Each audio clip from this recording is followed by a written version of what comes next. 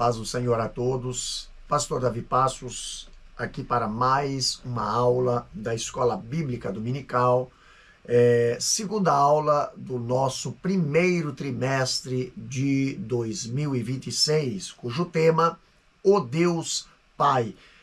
Acompanhe aí com a sua lição o textuário que diz o seguinte, se encontra lá em Mateus capítulo 11, versículo 27, a parte C do versículo, que diz: ninguém conhece o Pai senão o Filho, e aquele a quem o Filho o quiser revelar.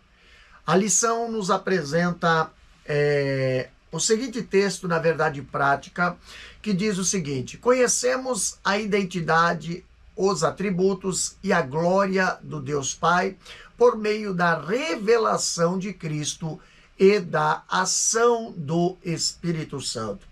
Leitura em classe, você pode acompanhar na sua Bíblia ou com a sua lição. Se encontra em Mateus capítulo 11, versículo 25 até o 27 e Evangelho de João capítulo 14, versículo 6 até o 11.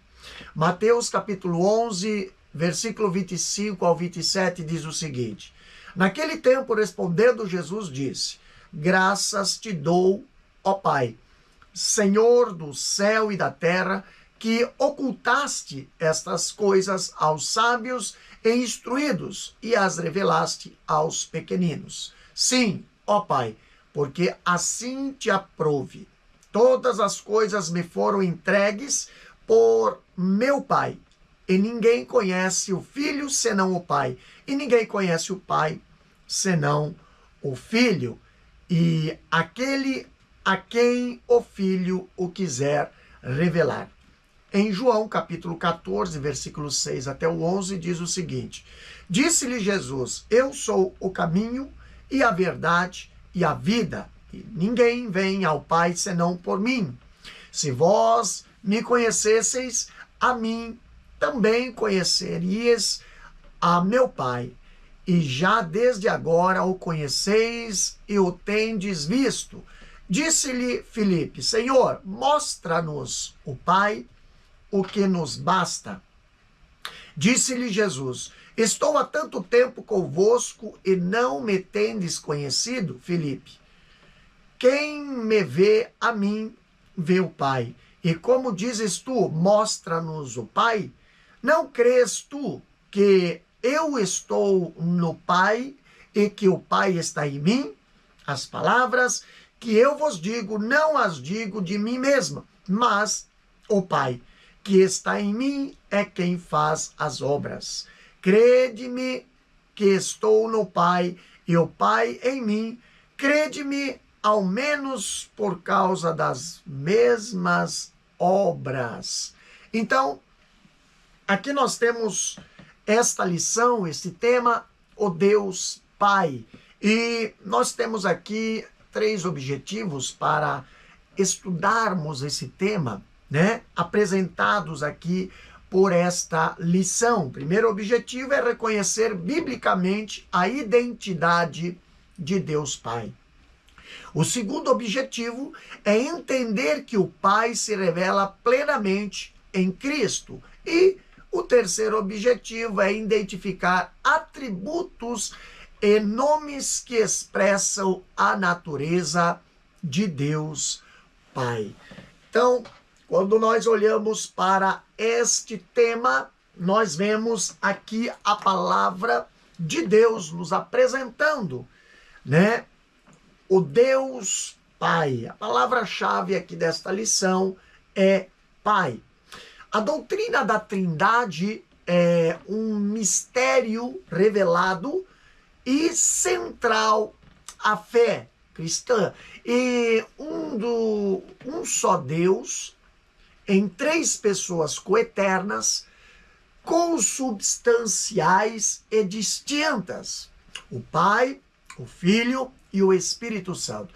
Então, não se trata de 3 deuses, mas de um único Deus, em essência, que nós já estudamos na lição passada, né? Estudamos ali que a palavra essência, ela quer dizer ousia, né? Ousia no grego. Então, que se manifesta pessoalmente, né? Que no grego quer dizer ali hipóstasis, né? Em unidade, né? Em unidade perfeita e indivisível, tá? Então, o Pai é a fonte eterna da divindade, o princípio sem princípio, de quem o Filho é gerado e de quem procede o Espírito. Então, em João capítulo 15, versículo 26 e Hebreus capítulo 1, versículo 3. Ainda falando aqui, antes de nós entrarmos na introdução dessa lição, nós vemos que o Pai é o autor do plano redentor, revelado plenamente em Jesus Cristo e aplicado pelo Espírito Santo. A revelação do Pai, ela é progressiva nas Escrituras, culminando em Cristo. Então, o perfeito revelador do Deus invisível é o Cristo, como diz João capítulo 1, versículo 18. Portanto, então, conhecer a identidade do Pai é mais do que um ponto doutrinário e teológico, mas, sobretudo, é entrar em comunhão com o Criador e Redentor, como ensina o escritor Agostinho, quando ele diz: inquieto está o nosso coração enquanto não repousar em ti. Tá? Vamos aqui para a introdução. A lição nos apresenta a seguinte introdução. A doutrina da Trindade é um mistério revelado e central à fé cristã. Um só Deus em três pessoas coeternas, consubstanciais e distintas. O Pai, o Filho e o Espírito Santo. Dentre essas pessoas, estudaremos nesta lição a identidade, a revelação e a pessoa de Deus Pai. Aquele de quem procede o Filho e o Espírito. Ele é a fonte eterna da divindade, Criador, Redentor e Revelador. Portanto, por meio da fé, somos convidados a conhecer e nos relacionar com o Pai Celestial. Então vamos para o primeiro tópico. O primeiro tópico tem o título A Identidade de Deus, o Pai. No primeiro ponto, ali diz: o Pai é o único Deus verdadeiro. Olha só que interessante. O Pentateuco declara: ouve Israel, o Senhor nosso Deus é o único Deus, o único Senhor. Deus no Antigo Testamento é um só Deus, que se revela pelos seus nomes, pelos seus atributos e pelos seus atos. O Novo Testamento apresenta o Pai como Deus por excelência, identidade 6 vezes com o título de Deus Pai. E além dessas ocorrências explícitas, a palavra frequentemente se refere a Deus como Pai, destacando seu papel como Criador e sustentador do universo.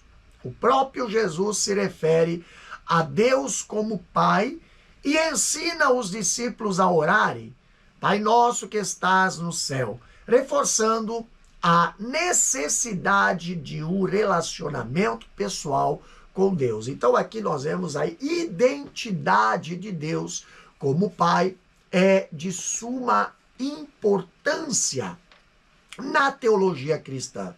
Ali a sua unicidade, ela é afirmada com clareza tanto no Antigo Testamento quanto no Novo Testamento.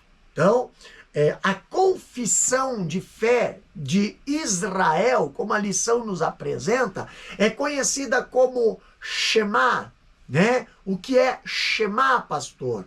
Ali diz, o Shema, no hebraico, ela é uma palavra ali hebraica que significa ouve ou escuta. oculta, tá? E é a primeira palavra da declaração central de fé do judaísmo. Lá em Deuteronômio capítulo 6, versículo 4, né? Ouve Israel, o Senhor nosso Deus é o único Senhor. Então, ali declara que o Senhor, né, Yahvé, é um, Echad, né, o único, tá? Único Senhor, tá? Então, como diz Deuteronômio 6 e 4. Então, esse versículo é uma proclamação enfática do monoteísmo bíblico, destacando que o Deus de Israel é único, incomparável, absoluto e singular. Então, entretanto, o Deus único também é pessoal e relacional, revelando-se progressivamente como Pai, especialmente na Nova Aliança. Então, Deus no Antigo Testamento é um só Deus que se revela pelos seus nomes, pelos seus atributos e pelos seus atos, tá? Ele é apresentado como Criador, ali em Gênesis capítulo 1, versículo 1. Ele é apresentado como juiz, em Gênesis capítulo 18, versículo 25. Também ele é apresentado como libertador, em Êxodo capítulo 20, versículo 2. E apresentado como pai do povo de Israel, como diz em Isaías capítulo 63, versículo 16. E no Novo Testamento, essa revelação ganha profundidade e clareza. Então, o Pai é apresentado como a primeira pessoa da Trindade e a sua paternidade é reconhecida explicitamente em várias passagens, como nós lemos em João capítulo 6, versículo 27, também nós vemos em 1 Coríntios capítulo 15, versículo 24, Gálatas capítulo 1, versículo 1 ao 3, e Efésios 6 e 23, e 1 Pedro 1 e 2. Então, o termo Deus Pai não é apenas um título, mas expressa a universalidade do senhorio do Pai, reafirmando a unidade do corpo de Cristo. Quando fala em Efésios capítulo 4, versículo 6, né? Um só Deus e Pai de todos, o qual é sobre todos e por todos e em todos. Então, quer dizer que Deus é transcendente.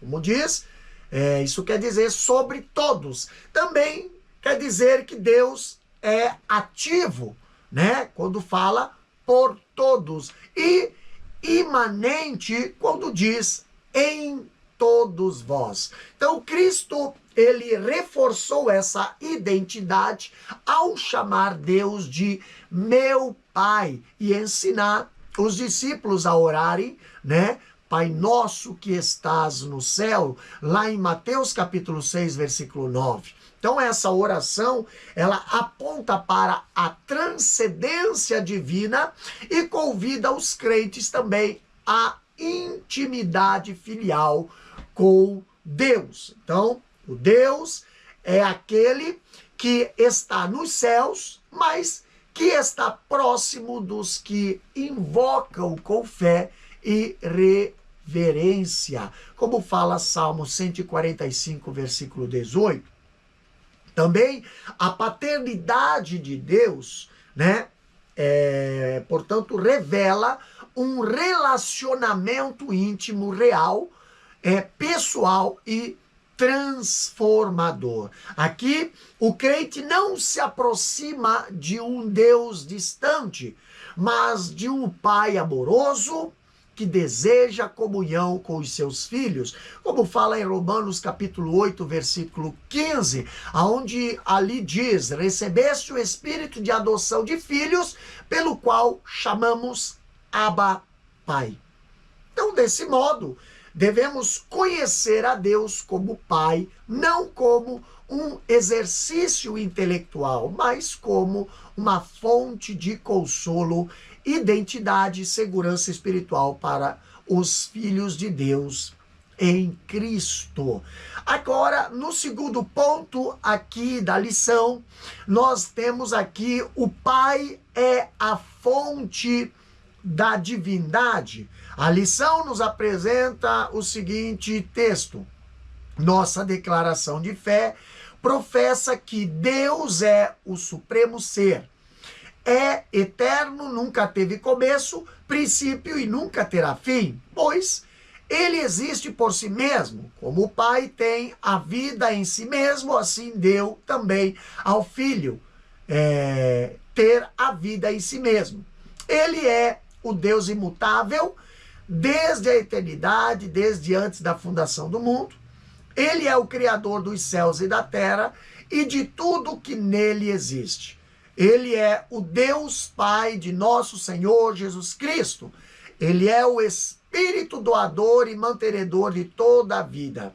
O Pai é a primeira pessoa divina da Santíssima Trindade, portanto, ele é a origem e fonte eterna da divindade, de quem o Filho é gerado e de quem o Espírito procede. Então aqui, a doutrina cristã, ela reconhece o Pai como a fonte eterna e absoluta da divindade, sendo a primeira pessoa da Trindade. Não por ordem de hierarquia, né?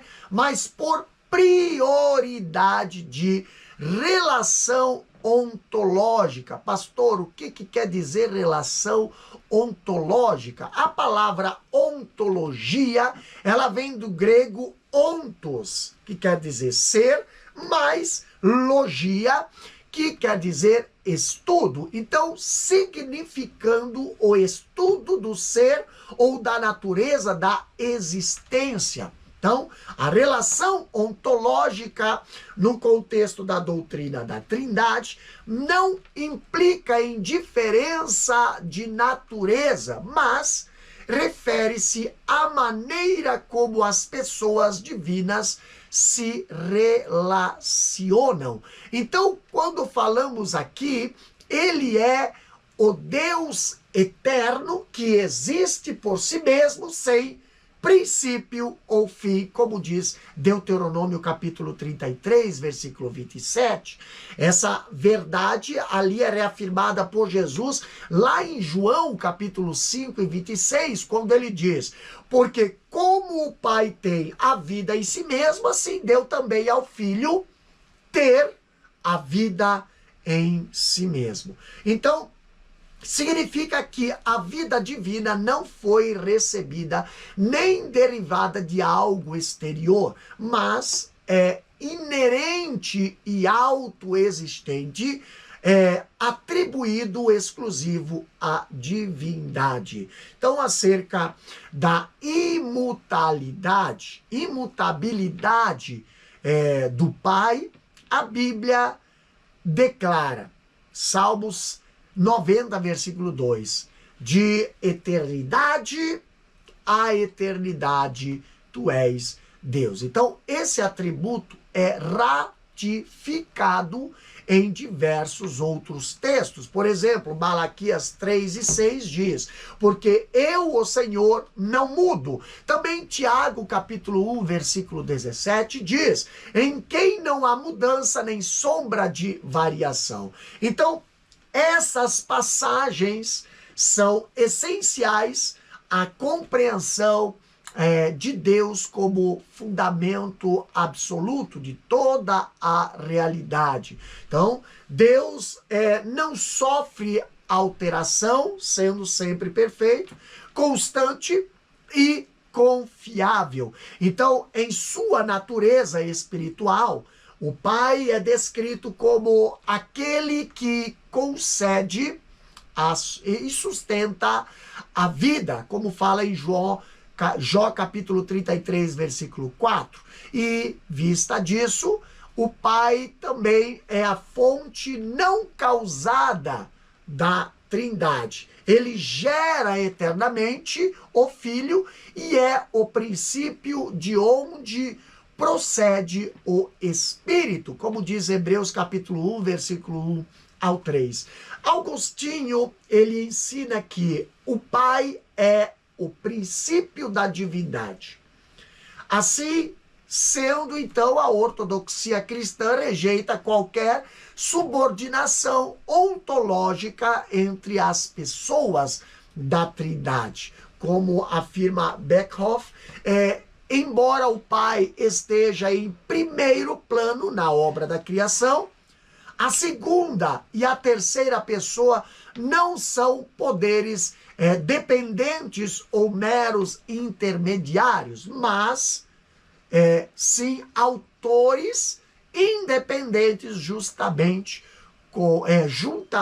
com o Pai. Então, portanto, reconhecer o Pai como fonte de toda a divindade é submeter-se com reverência àquele que não só criou o universo, mas que em amor gerou o Filho para nossa salvação e enviou o Espírito para nossa regeneração. Tá? No terceiro ponto diz o seguinte, na lição: o Pai age por meio do Filho e do Espírito. Então, a paternidade é o papel da primeira pessoa da Trindade. Assim, o Pai opera por meio do Filho e por meio do Espírito Santo. Isso não implica inferioridade, mas expressa a maneira como as três pessoas operam inseparavelmente, cada uma conforme sua distinção pessoal. O Pai proclamou as palavras criadoras e o Filho as executou. O Pai planejou a redenção e o Filho as realizou. Quando o Filho retornou ao Pai, o Espírito Santo foi enviado pelo Pai e pelo Filho para ser o consolador e ensinador. Conforme o credo de Atanásio, nenhuma das três pessoas é antes ou depois da outra. Nenhuma é mais ou menos do que outra, mas as três pessoas são coeternas e coiguais. Então aqui, a paternidade divina é uma das principais chaves hermenêuticas para se compreender a teologia trinitária bíblica. Ao designar Deus como Pai, a Escritura não apenas identifica a sua função dentro da Trindade, mas expressa a maneira como as três pessoas operam inseparavelmente. Então, essa ação conjunta não sugere qualquer subordinação ou inferioridade, mas sim uma distinção funcional no plano da revelação e da salvação. Aqui, a ação do Pai, portanto, é inseparável da do Filho e do Espírito. Como explica o apóstolo Paulo em 1 Coríntios capítulo 12, versículo 4 até o 6, ali ele diz: há diversidades de dons, mas o Espírito é o mesmo. Há diversidades de ministérios, mas o Senhor é o mesmo. Há diversidades de operações, mas é o mesmo Deus que opera tudo em todos. Então, nessa tripla estrutura trinitária que se repete em Efésios capítulo 4, versículo 4 ao 6, o apóstolo Paulo expõe a unidade do Espírito, do Senhor Cristo e de Deus Pai. Então, a atividade de Deus é única, mas mediante, distintamente por cada mediada distintamente por cada pessoa da Trindade. Então a criação aqui é um exemplo clássico dessa cooperação trinitária, né? O Pai proclamou as palavras criadoras, como diz Salmo 33, versículo 9. Já o Filho as executou, como diz João capítulo 1, versículo 3. E o Espírito pairava sobre a face das águas, participando ativamente da criação, Gênesis capítulo 1, versículo 2. Então, o Pai planejou a redenção, Tito capítulo 1, versículo 2. Já o Filho as realizou, como diz em João capítulo 17, versículo 4. E após a ascensão do Filho, o Espírito Santo é enviado, conforme prometido em João 14, 26. E aqui o envio do Espírito por parte do Pai e do Filho expressa a comunhão e a missão conjunta da Trindade na história da salvação. Então, é importante aqui salientar que, conforme o credo de Atanásio, como diz a lição, né, ali diz, nessa Trindade não existe primeiro nem último, maior nem menor, mas as três pessoas são coeternas, são iguais entre si mesmas. Então, esse princípio impede qualquer interpretação subordinacionalista, né, que compromete a unidade e igualdade das pessoas divinas. Então, portanto, afirmar que o Pai age por meio do Filho e do Espírito é reconhecer a perfeita harmonia da Trindade. No segundo tópico da lição, nós temos o tema o Pai revelado em Cristo. Primeiro ponto aqui diz o seguinte: o Pai se revela aos humildes. Vamos ler na lição? Acompanha aí. Jesus exalta ao Pai acerca de uma profunda verdade espiritual. Ocultaste essas coisas aos sábios e instruídos, e as revelaste aos pequeninos. Os primeiros, intitulados sábios, no grego, sofós, são aqueles que detêm inteligência e educação acima da média. Os outros, os instruídos, que no grego é sinetós, são as pessoas com cultura e instrução. Esse vocábulo caracterizam os fariseus e os escribas, que se vangloriavam de sua formação privilegiada, mas que padeciam de cegueira espiritual. Significa que os mistérios do reino de Deus não são revelados aos soberbos, aos que se consideram sábios aos próprios olhos. O Pai se dá a conhecer aos pequeninos, que no grego quer dizer népios, aqueles que possuem a humildade das crianças. Então, olha só que profundo essa parte aqui do tópico 2, do primeiro ponto. A revelação de Deus, em especial a do Pai, é uma iniciativa graciosa e soberana que não se submete aos critérios humanos de sabedoria ou mérito. Então, aqui Jesus exalta ao Pai acerca dessa profunda verdade, ali ao afirmar Mateus, capítulo 11, versículo 25, que nós lemos aqui na lição. Ocultaste estas coisas aos sábios e instruídos, e as revelaste aos pequeninos. Queridos, esse versículo revela um princípio espiritual fundamental. Deus se oculta dos altivos e se manifesta aos humildes. Olha só o que a lição nos apresenta aqui.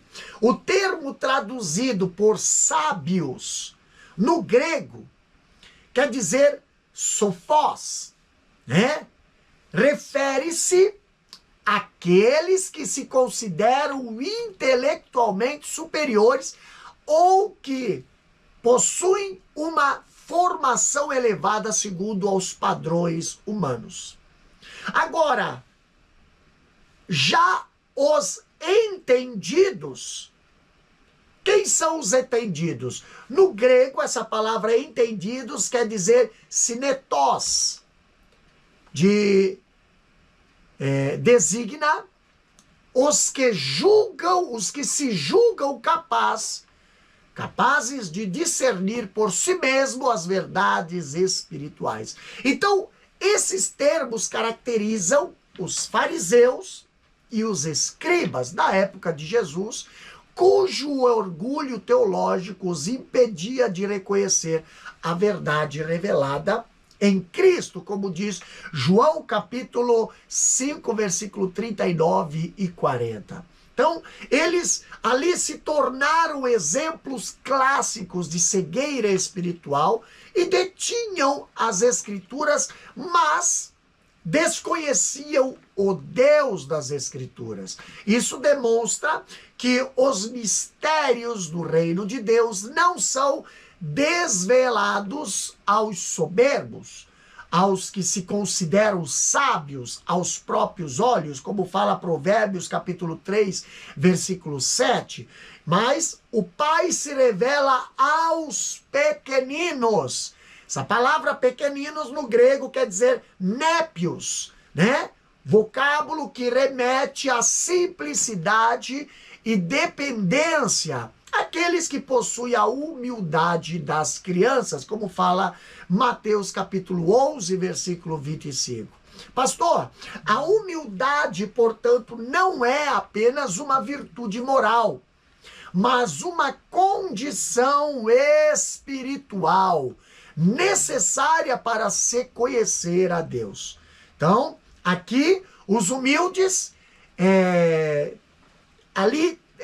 e tão somente esses recebem o reino de Deus. Então, teologicamente, essa verdade está associada à doutrina da revelação especial. Deus não é apreendido por especulação filosófica ou esforço, mas se dá a conhecer por meio de Cristo e por meio do Espírito. Então, aqui destaca-se que por meio da revelação especial de Deus, a Bíblia Sagrada, que foi divinamente inspirada e nos foi transmitida de forma legível e sem erros, conhecemos a realidade de Deus como um ser vivo. No segundo ponto, aqui a lição nos apresenta o Pai se faz conhecer pelo Filho. Então, a lição apresenta o seguinte ponto. Cristo afirma que o conhecimento do Pai é mediado exclusivamente por Ele. A intimidade entre o Pai e o Filho é absoluta e perfeita. Ninguém conhece o Pai senão o Filho, e aquele a quem o Filho o quiser revelar. Essa declaração revela dois princípios importantes. Primeiro, o Pai é um ser pessoal e relacional. Segundo, só é possível conhecer o Pai por meio do Filho, o único mediador entre Deus e os homens. O Filho é o intérprete supremo do Pai, o único capaz de revelar sua natureza, vontade e amor. Sem Cristo, qualquer tentativa de conhecer o Pai será incompleta ou distorcida e fadada ao erro e à idolatria. Então, aqui o Cristo, né? Aqui Cristo afirma que o conhecimento do Pai é mediado exclusivamente por Ele. Quando ele diz que ninguém conhece o Pai senão o Filho, e aquele a quem o Filho quiser revelar, como diz Mateus 11, 27, nesse versículo aqui, evidencia-se a exclusividade do Filho como revelador do Pai. Então, a revelação de Deus Pai não é acessível à razão humana, natural, mas é exclusivamente mediada, por Jesus Cristo, o Filho Eterno. E essa afirmação, como a lição nos apresenta, ela denota duas verdades fundamentais. Primeiro, a lição falou que o Pai é uma pessoa divina plenamente consciente e relacional, como diz Salmo 46:10 e Isaías 46:9. Segundo, a lição também nos apresenta que o conhecimento verdadeiro de Deus é necessariamente, cristocêntrica. João 14:6. Então, o Pai, o Deus Pai, é um ser pessoal que se dá a conhecer no tempo e na história, por meio da encarnação do Verbo, como diz lá em João capítulo 1, versículo 14 e também o versículo 18. Então, conforme Campos fala, ele diz: ninguém pode vir ao conhecimento de Cristo sem que seja por revelação divina. E sem que essa revelação seja o produto da vontade graciosa de Deus para com um pecador. Então, enfatizando que o Deus Pai, deseja ser conhecido, e esse conhecimento é oferecido por meio do Filho, como fala João 17:3, que diz: e a vida eterna é esta, que conheçam a ti só por único Deus verdadeiro e a Jesus Cristo a quem enviaste. Então, o Filho é o intérprete supremo do Pai, o único capaz de revelar sua natureza, vontade e amor, como diz Hebreus capítulo 1, versículo 1. E esse princípio encontra ali fundamento na própria estrutura da Trindade, O Pai é gerado, o Filho é gerado do Pai, como diz Hebreus 1:3. Ele é o resplendor da glória de Deus e a expressão exata do seu ser. Então, essa declaração significa que o Filho é idêntico ao Pai, possuindo as mesmas naturezas e atributos, sendo, por isso, o único plenamente qualificado para revelar Deus. Então, a revelação que o Filho oferece do Pai é, portanto, fiel, pessoal e definitiva. Então, dessa forma aqui, sem Cristo, qualquer tentativa de conhecer o Pai será incompleta, também será distorcida e fadada ao erro, como diz a lição, e também fadada à idolatria, João capítulo 10, versículo 30, Colossenses 1:15 e Colossenses 2, versículo 8 e 9. Por isso, Cristo é também o único mediador entre Deus e os homens, como diz 1 Timóteo capítulo 2, versículo 5. Então, não há outra ponte entre o humano e o divino. Todo o conhecimento verdadeiro de Deus, bem como toda a comunhão com Ele, acontece por meio do Filho, como diz João capítulo 1, versículo 18. Então, a exclusividade do Filho como mediador não apenas enfatiza sua divindade, mas evidencia a insuficiência de qualquer dogma que despreze a cristologia bíblica, No terceiro ponto, nós temos o título aqui: quem vê o Filho vê o Pai. A lição diz o seguinte: no diálogo com Filipe, Jesus revela outra verdade sublime: quem me vê, a mim vê o Pai. Essa declaração ratifica a doutrina da unidade da Trindade. Jesus é a perfeita expressão do Pai, o qual, sendo o resplendor da sua glória e a expressa imagem da sua pessoa, a unidade entre Pai e Filho é essencial e inseparável. Eu e o Pai somos um. Não significa que são a mesma pessoa, mas que compartilham a mesma natureza divina. A obra, as palavras e o caráter de Jesus são expressões diretas da ação do Pai, que opera por meio do Filho, e o Filho age em total comunhão com o Pai. Conhecer, então, Jesus é desfrutar da presença do Pai. Então, a afirmação de que Jesus fez a Filipe, lá em João 14, versículo 9, ele disse: quem me vê, a mim vê o Pai. Essa afirmação expressa uma das mais profundas verdades teológicas. A revelação perfeita de Deus Pai por meio do Filho, né?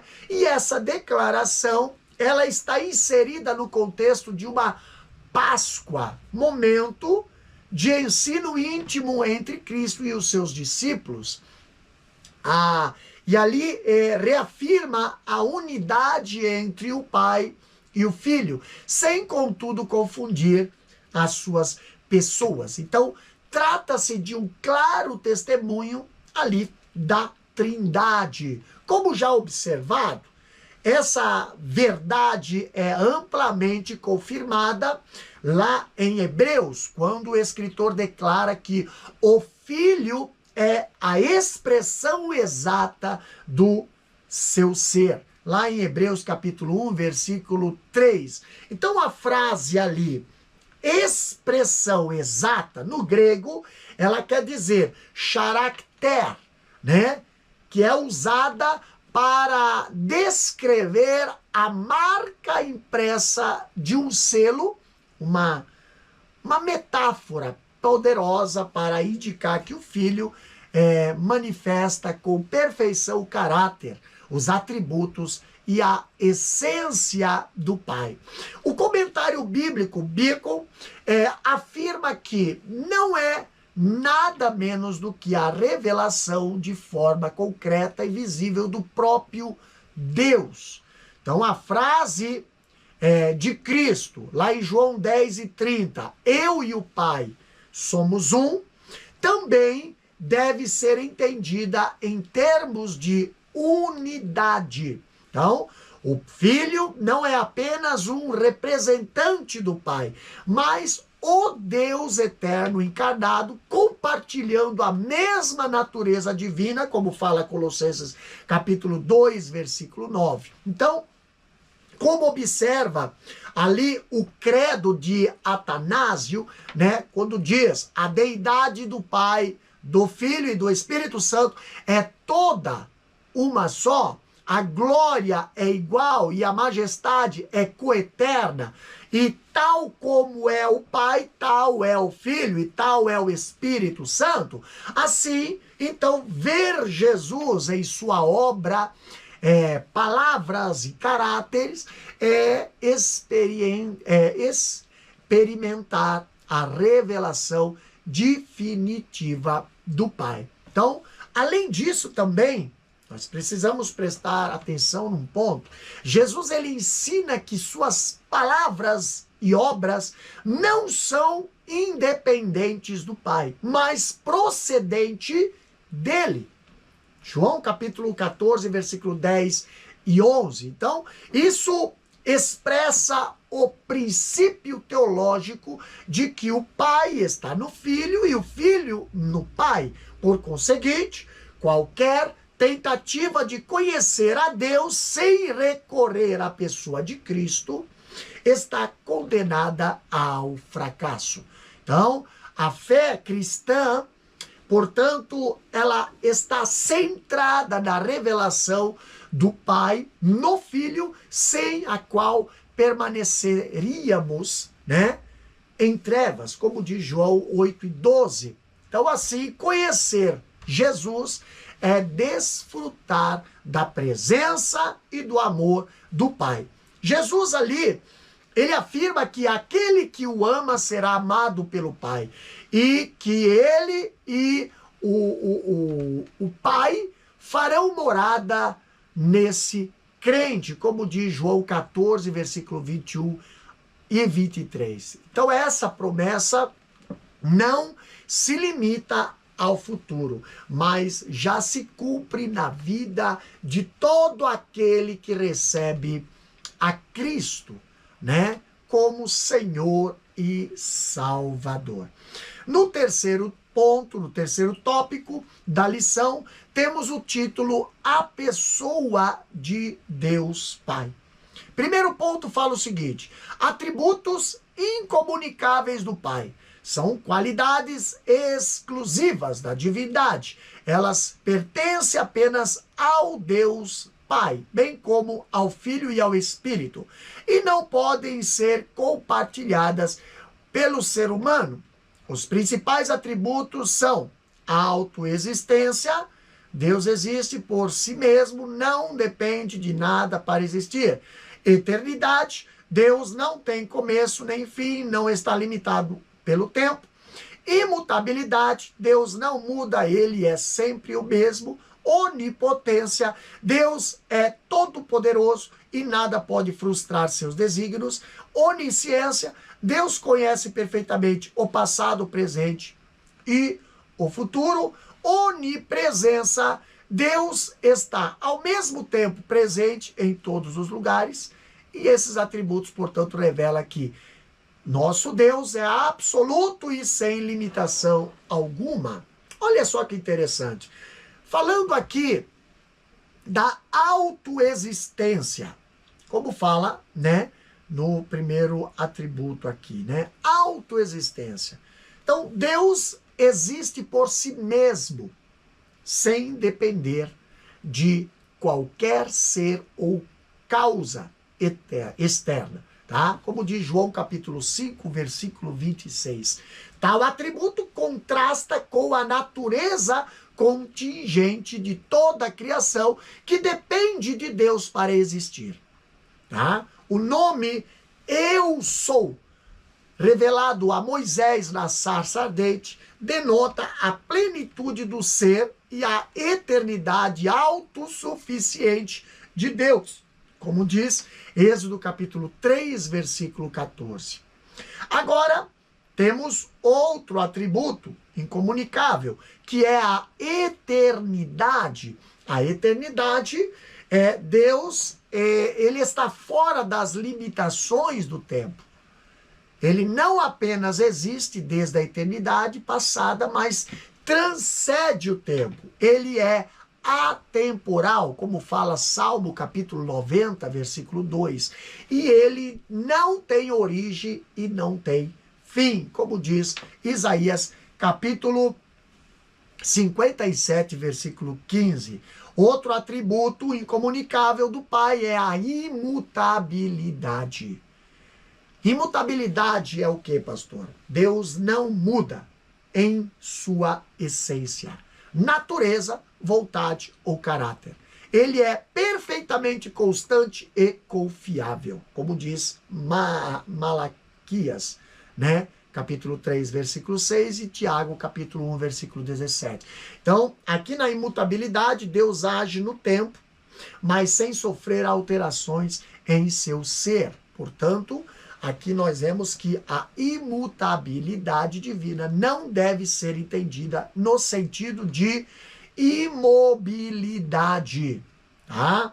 Outro atributo incomunicável é a onipotência. Pastor, a onipotência, Deus tem poder ilimitado para realizar tudo o que quiser, de acordo com a sua vontade e natureza. Então, ninguém pode pedir ou impedir a realização dos seus desígnios.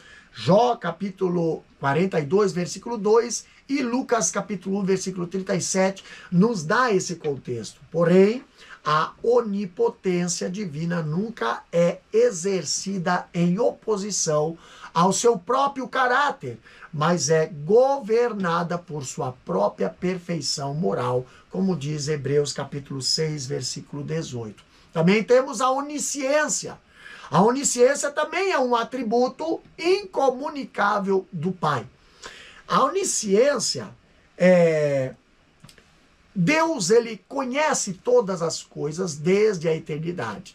Então, o seu conhecimento não é progressivo, mas eterno e imediato, como diz Salmo 139, versículo 2 e Hebreus 4 e 13. Então, segundo Orton, ele diz, o conhecimento divino não se acha limitado por nosso modo de entender o futuro, pois ele conhece o fim de um determinado acontecimento antes mesmo de ter início. Tá? Isso é atributo incomunicável da onisciência. Agora nós temos a onipresença, pastor. Deus aqui está presente em toda parte, ao mesmo tempo, com a totalidade do seu ser. Isso não significa que Deus está misturado à criação, como ensina o panteísmo, né? Mas que ele a transcende e simultaneamente a permeia. Né? Salmos capítulo 139, versículo 7 e 8 e Jeremias 23 e 24. Então, essa verdade consola o crente, pois Deus ele está presente em todo lugar e circunstância, como fala Colossenses 1 e 17. No segundo ponto da lição, do tópico 3, fala sobre os atributos comunicáveis do Pai.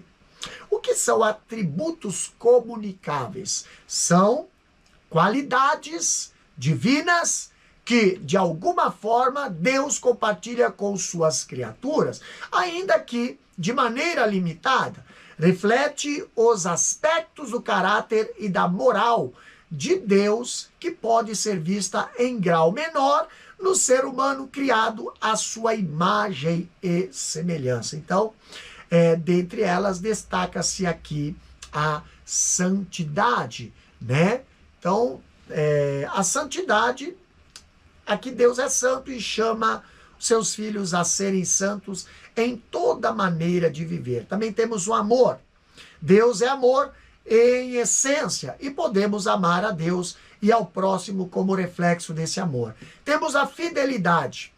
Deus é sempre fiel e também somos desafiados a ser fiéis. Temos a bondade. Deus é bom em todo o tempo e somos exortados a agir com bondade em nossa conduta diária. Então, atributos comunicáveis, né, do Pai. Antes nós falamos de atributos incomunicáveis, né, que só era para o Pai. Agora, atributos comunicáveis que o Pai pode compartilhar conosco. Então, são aqueles que, embora pertença de forma plena e perfeita à essência divina, são refletidos de maneira limitada no ser humano, criado à imagem e semelhança de Deus, como fala em Gênesis capítulo 1, versículo 26 e 27. Então, a lição diz que tais atributos estão relacionados com o caráter moral, espiritual e relacional de Deus, sendo fundamentais para a ética e a santificação do crente. O escritor Erickson os define como as qualidades de Deus que, refletidos nos seres humanos, permitem a interação pessoal, né? Adoração e trabalho. São chamados comunicáveis, porque Deus os comunica ao homem por meio da criação, regeneração e da ação da santificação do Espírito, como diz 2 Coríntios capítulo 3 e 18 e Gálatas capítulo 5, 22 e 23. Então vamos lá, primeiro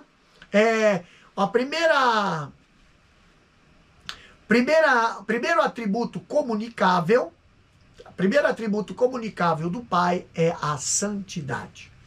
Tá? É tanto o atributo essencial quanto moral, tá? Significa separação absoluta de tudo o que é impuro, corrupto e pecaminoso. Então, Deus, ele é santo em sua essência e exige santidade do seu povo, em resposta à sua natureza, como fala Levítico capítulo 19, versículo 2 e 1 Pedro capítulo 1, versículo 15 e 16. Então, aqui implica sermos separados do pecado, refletindo seu caráter no mundo. Também temos o segundo atributo comunicável de Deus, é o amor. É um atributo central do relacionamento de Deus com as criaturas. Então, não se trata apenas de um sentimento, mas de uma característica essencial do ser de Deus, né? O amor de Deus é eterno, incondicional e sacrificial, como fala Mateus 22, 37 a 38 e 1 João capítulo 4, versículo 8. Então aqui, esse atributo expressa-se no mandamento de amar a Deus e ao próximo, sendo o modelo para a vida cristã. Terceiro atributo comunicável que a lição nos apresenta é a fidelidade.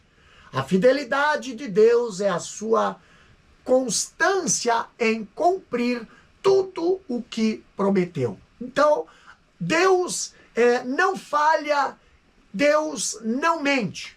Sua fidelidade não depende da fidelidade humana. Ela é expressão da sua imutabilidade, tá? Do por nosso modo de entender o futuro, tá?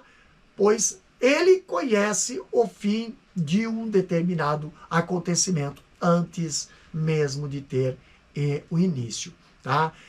Temos também outra atributo que a lição fala, aqui a bondade, né? A bondade, Deus é bom em todo o tempo e somos exortados a agir com bondade em nossa conduta diária, tá? Agora, no terceiro ponto da lição, temos os nomes que revelam o Pai. A lição nos apresenta aqui os nomes de Deus. Não tratam apenas da sua identificação, mas revelam sua natureza, obras e virtude. Então temos aqui o nome Elohim, né? Apesar do plural, reafirma o monoteísmo e alude à pluralidade da Trindade. O El Shaddai revela Deus como todo-poderoso. O Adonai e os grego Kairos manifestam sua autoridade como Senhor. O tetragrama pessoal, né? O YHWH, revelado como eu sou o que sou, enfatiza a eternidade e a imutabilidade de Deus. Esses nomes divinos identificam a primeira pessoa da Trindade, sua soberania, poder e eternidade, aspectos fundamentais da doutrina cristã sobre a grandeza e a majestade de Deus. Então, aqui, os nomes que revela o Pai. Os nomes de Deus não servem apenas como forma de identificação, mas são expressões que revelam seu caráter, que revela ali seus atributos e relação com o mundo e com o seu povo. Cada nome de Deus nas Escrituras transmite uma dimensão específica da sua natureza e o uso de múltiplos nomes reflete a riqueza e complexidade do ser divino. Quando olhamos para o Antigo Testamento, o nome é inseparável da identidade e da missão de quem ali o porta, como fala Êxodo capítulo 33, versículo 19. Então nós vemos que a aplicação a Deus, aplicado a Deus, seu nome não é uma construção humana, mas uma autorrevelação divina né? Como ali diz o escritor, os nomes divinos constituem a linguagem que Deus utiliza para se dar a conhecer aqueles a quem se revela. Então, o primeiro nós temos aqui o Elohim, né? Do hebraico. O primeiro nome de Deus utilizado na Bíblia, lá em Gênesis capítulo 1, versículo 1. Trata-se de um termo plural com significado singular que expressa a grandeza, a soberania e o poder de Deus como Criador. Como diz Gênesis capítulo 1, versículo 1 e o versículo 26. Embora ali a fé israelita fosse monoteísta, como diz Deuteronômio 6, versículo 4, o uso da forma plural é base conceitual para o desenvolvimento da doutrina da Trindade. Também temos a palavra El Shaddai, que traduzido é Deus Todo-Poderoso, que aparece nos contextos patriarcais e em momentos de confirmação da aliança divina. Ali, o termo Shaddai denota força e suficiência e é associado à sustentação, à provisão e poder absoluto de Deus, como diz Gênesis capítulo 17, versículo 1 e também Gênesis capítulo 28, versículo 3. E é sob esse nome que Deus estabelece o pacto com Abraão e reafirma a sua fidelidade. Também temos a outra palavra que é Adonai. No grego é Kairos, né? Adonai em hebraico significa senhor ou mestre, utilizado para expressar a autoridade suprema e domínio absoluto de Deus sobre todas as coisas. Com frequência, na leitura judaica, é usado como substituto do tetragrama. O tetragrama, que é a palavra, que é a letra Y, H, W e H, tudo em maiúsculo, né? Então, na Septuaginta, sua tradução grega é kairos, né? Kairos. Então, também empregada na Nova Aliança para designar a soberania de Deus e de Cristo, como fala Salmo capítulo 8 e Atos capítulo 2, versículo 36. A outra palavra também é Yahvé, né? Que quer dizer eu sou. Então, no tetragrama, transliterado como Yahvé, né? É o nome pessoal de Deus, revelado no episódio da sarça ardente, lá em Êxodo capítulo 3, versículo 14. Esse nome comunica a autoexistência, esse nome comunica a imutabilidade e presença eterna de Deus. Em sua forma verbal, está relacionado ao verbo ha-yah, que quer dizer ser, e indica um Deus que foi e sempre será.